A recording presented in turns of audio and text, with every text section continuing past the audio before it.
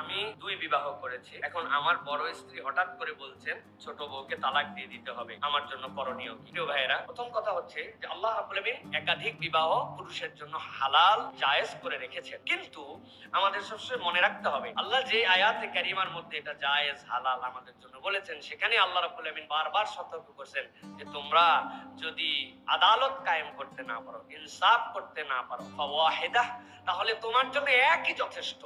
তাহলে আমার ইনসাফ আদালত এটা কায়েম করার পরে আমি যদি মনে করি যে আমার প্রয়োজন আছে, তাহলে আমি একাধিক বিবাহ করতে পারবো। এটাকে অবৈধ মনে করা, নাজায়েজ মনে করার কোনো কারণ নাই। কিন্তু একাধিক বিবাহ করা বিরাট বড় সওয়াবের কাজ, এটা বিরাট বড় একটা পৌরুষত্বের পরিচয়। বিষয়টা কিন্তু এরকম নয়, বরং ইনসাফ করা হচ্ছে ইমানদারের মূল কাজ।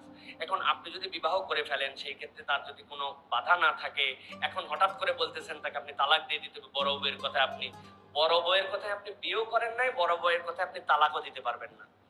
এখন উনি যদি বেশি বেকায়দা হয়, তাহলে বলতে হবে যেহেতু এক স্ত্রী থাকা দরকার, তাহলে তোমার অসুবিধা হলে তুমিই চলে যাও।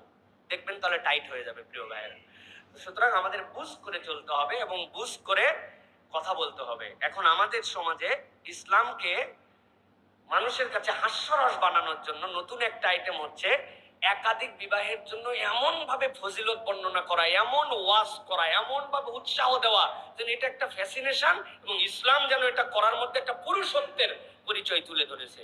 কতকগুলা আলেম ওলামাদেরকেও আমরা দেখি এমন ভাবে কথাবার্তা বলেন, মনে হয় যে একটা শিশু সুলভ কথাবার্তা বলতেছেন।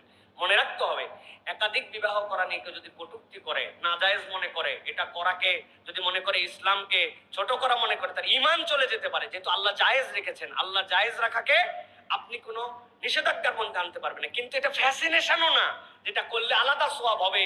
আল্লাহ বারবার সতর্ক করেছেন, মাসনা সুলাসা ওয়া রুবা, 2, 3, 4 করতে পারো, কিন্তু ইনসাফের দিকে তাকাও। যদি না পারো, একটাই তোমার জন্য যথেষ্ট।